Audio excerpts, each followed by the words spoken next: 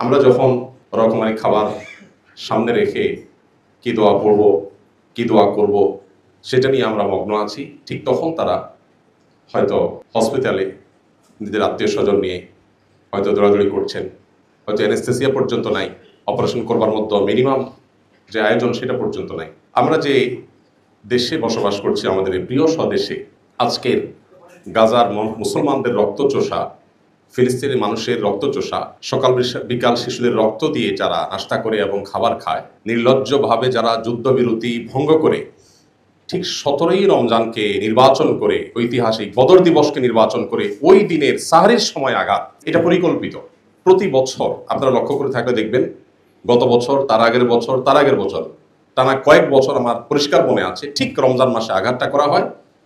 এবং যত যুদ্ধবিরতি ইত্যাদি মুখে বলা হোক না কেন, চির মুনাফিকের পরিচয় দিয়ে তারা মুসলমানদেরকে ঠিক রমজান মাসে, ঈদের দিনে, 17ই রমাদান, এই দিনগুলোকে বাছাই করে করে তারা আঘাত করে। আমাদের এই দেশে সে সকল আঘাতকারী নরপিশাচদের যে সমস্ত আদর্শের ধারকরা আছে, তাদের গলার জোর এত বেশি। আমার অবাক লাগে, আমরা বেঁচে থাকতে এই দেশে অন্তত বসে কিভাবে এই মানুষ খেকোদের আদর্শের ধ্বজাধারীরা উচ্চ গলায় এ দেশে কথা বলতে পারে। কতটা নির্লজ্জ হলে মানুষ, কতটা বেহায়া হলে মানুষ এরকম খুনের সপক্ষে সাফাই গাওয়া কিংবা খুনিদের ব্যাপারে মৌন সমর্থন, নানাভাবে তাদের আদর্শের সমর্থন একজন মানুষ কিভাবে করতে পারে। ধর্মীয় দৃষ্টিভঙ্গি আমরা একটু সাইডেই রাখলাম। আমার মনে হয় এটার জন্য আমাদেরও দায় আছে। আমরা একটু ঝেড়ে কাশতে পর্যন্ত অনেক বেশি ভয় পাই। আমাদের কাছে আমাদের চাকরি, আমাদের অবস্থান, এগুলা এত বড় হয়ে দাঁড়ায় যে আমার মিনিমাম বিবেকের তাগাদায় যে কথাটা বলা দরকার, যে দায়িত্বটুকু পালন করা দরকার, সেই দায়িত্বটুকু পালন করতে পর্যন্ত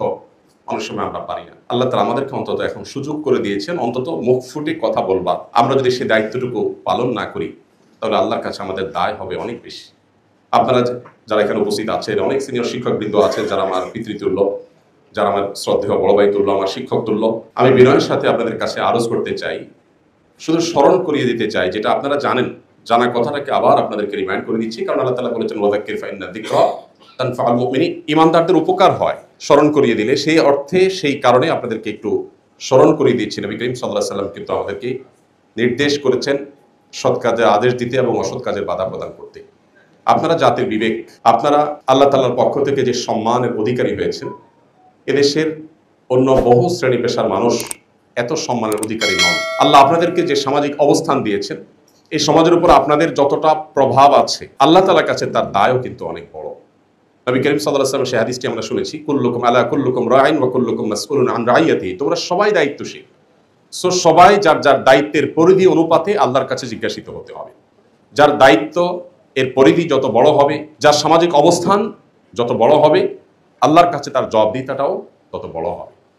আমরা আজ নির্যাতিত ফিলিস্তিনিদের পক্ষে দু চার কলম লেখা, তাদের সহমর্মী হয়ে কখনো রাস্তায় একটু মানববন্ধন করা, কখনো একটু কোথাও একটু দাঁড়ানো, কোথাও যথাবিহিত নিয়ম শৃঙ্খলার মধ্যে থেকেও আমরা একটু প্রতিবাদ করা, এই দায়িত্বটুকু পর্যন্ত আমরা অনেকে পালন করছি না। আমি খুব লজ্জিত হই একজন বাংলাদেশি হিসেবে, কারণ ফিলিস্তিন ইস্যুতে বাংলাদেশের মতো এরকম নির্লজ্জভাবে এতটা নীরবতা, নিস্তব্ধতা পৃথিবীর কোনো দেশে আমার চোখে পড়ে। জাপানের মতো দেশে গত বছর ফিলিস্তিনি হামলার সময় আমি টোকিওতে ছিলাম, এত বড় মিছিল, জাপানের মতো দেশে যেখানে মুসলমান এত কম, যে সংখ্যা উল্লেখ করবার মতো না, সেখানে এত বিশাল বড় মিছিল, এবং সেখানে বিভিন্ন দূতাবাস ঘেরাও এত চমৎকারভাবে হয়েছে যে আমার দেশে পর্যন্ত হচ্ছে না। এবং সেখানে ইহুদি কোম্পানিগুলো, বিশেষ করে যে ফুড চেইন স্টোর যেগুলো আছে, সেগুলোর সামনে যে পরিমাণ মাছি মারে, এটা আমি নিজের চোখে যেটা দেখেছি। দুর্ভাগ্য, আমার দেশে মানুষের ভিতরে সেরকম কোনো সেন্স পর্যন্ত নাই। আমার মনে হয় জাতিকে জাগাবার দায়িত্বটুকু আপনাদের অন্তত আছে। আপনারা শিক্ষক হিসাবে আপনাদের কলম ধরবার, আপনারা জাতিকে সচেতন করবার যে দায়িত্ব আছে, সেই দায়িত্বটা যদি আপনারা সঠিকভাবে পালন করেন, তাহলে আমরা যারা সাধারণ মানুষ আছি, আমরা ইনশাআল্লাহ আপনাদের পেছনে, আমাদেরকে আপনারা পাবেন এবং জাতিকে আপনারা জাগাতে পারবেন।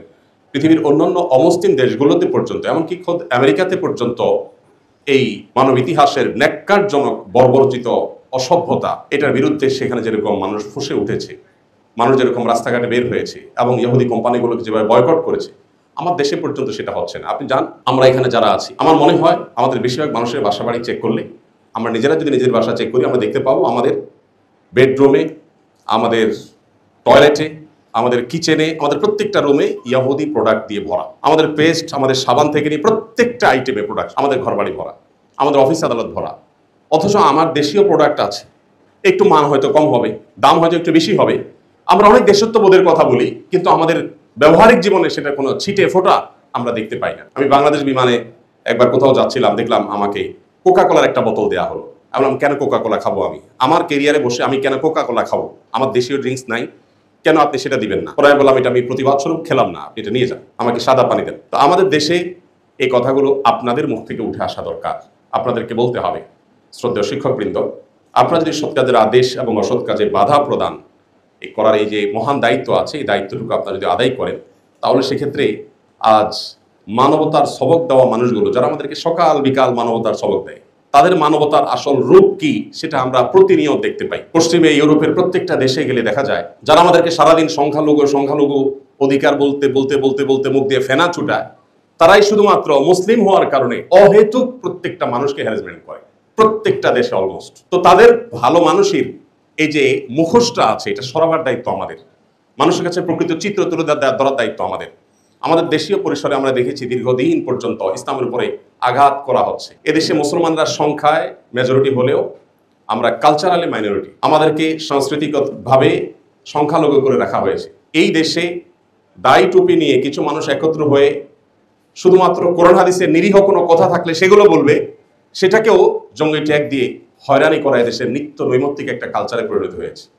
এবং এখনো পর্যন্ত এক শ্রেণীর মিডিয়া তারা ইসলাম এবং ইসলামিক কৃষ্টি কালচারের প্রতি যে বিমাতা সুলভ আচরণ করে চলেছে, এই কালচারটা আমাদের ভাঙতে হবে। আমাদের বুক থেকে জগদ্দল পাথর সরে গেছে, কিন্তু সাংস্কৃতিক যে যুদ্ধ চাপিয়ে দেওয়া হচ্ছে, মুসলমানরা ইসলামের শিক্ষা যত বেশি শিক্ষিত হবে, ইসলামকে যত বেশি ধারণ করবে, তত বেশি এদেশের সংখ্যালঘুরা যেমন ভালো থাকবে, এদেশের সাম্প্রদায়িক সম্প্রীতি তত সুন্দর হবে, এদেশে সব দিক থেকে আমরা আশানুর ফল তত বেশি পাবো। কিন্তু দুর্ভাগ্যজনকভাবে ইসলামের প্রতি এক ধরনের ভীতি এমনভাবে সৃষ্টি করা হয়েছে যেন ইসলাম মানে হলো আতঙ্কের নাম, ইসলাম মানে যেন ভয়ঙ্কর কোনো কিছু।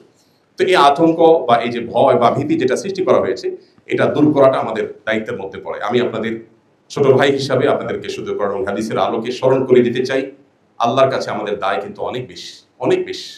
একজন বিশ্ববিদ্যালয়ের শিক্ষক, আপনারা 5 জন বিশ্ববিদ্যালয়ের শিক্ষক যখন একটা বিবৃতি দিবেন, 10 জন বিশ্ববিদ্যালয়ের শিক্ষক যখন ব্যানার নিয়ে একটু দাঁড়াবেন, কোনো অন্যায়ের বিরুদ্ধে আপনারা যখন একটু মুখ খুলবেন, সেটা আমি তো মনে করি 10,000 কিংবা 10 লাখ নাগরিকের ভয়েসের চাইতে কোনো কোনো ক্ষেত্রে পাওয়ারফুল হতে পারে।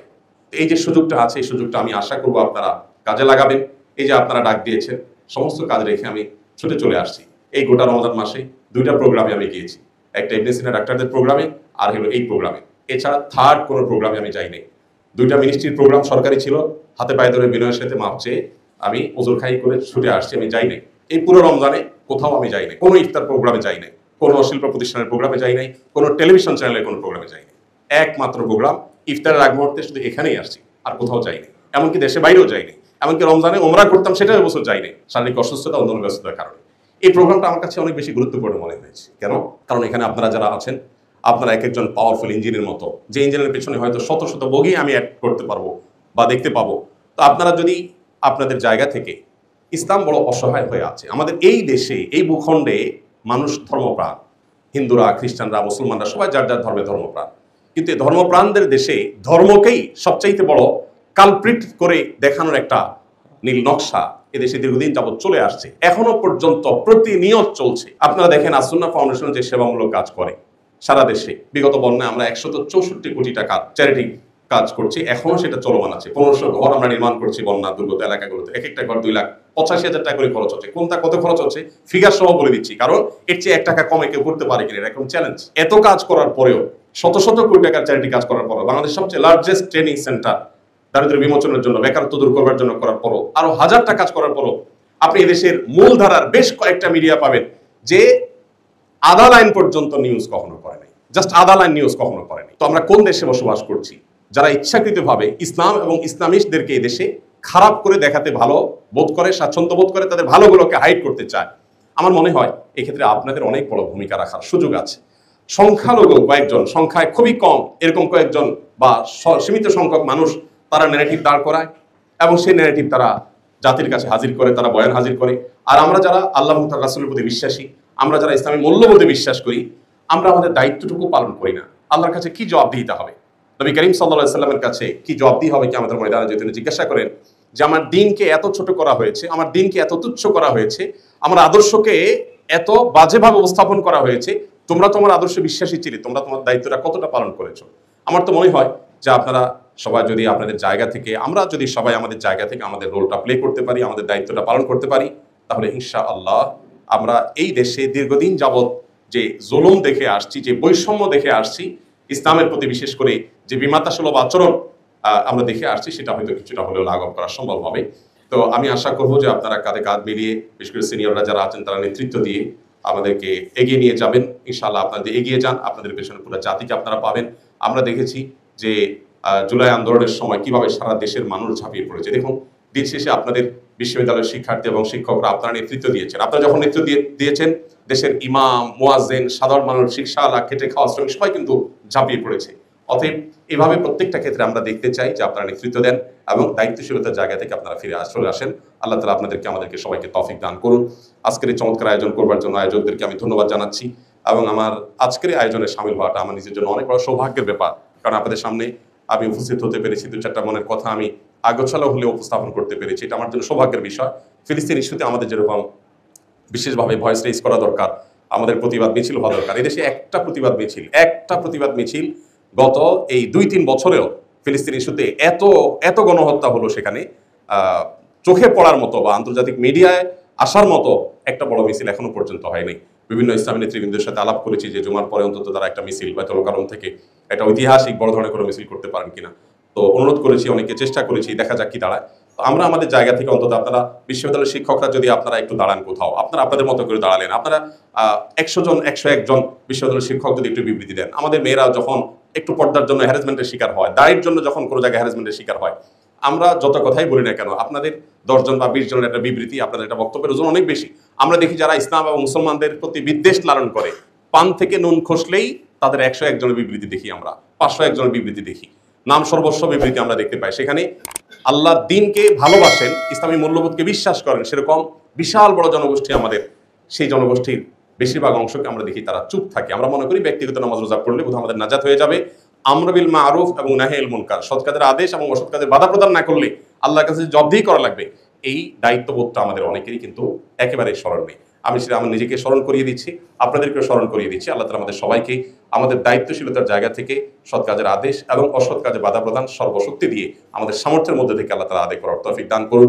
আল্লাহ আমাদের প্রিয় স্বদেশকে ভালো রাখুন গাজার মুসলমানদের এবং তাদের পর যে অভিশপ্তরা আজ এই বর্বরচিত হামলা চালাচ্ছে, আল্লাহ রাব্বুল আলামিন এই অভিশপ্তদের প্রতি আল্লাহর অভিশাপ বর্ষণের দৃশ্য আমাদেরকে দেখে যাও।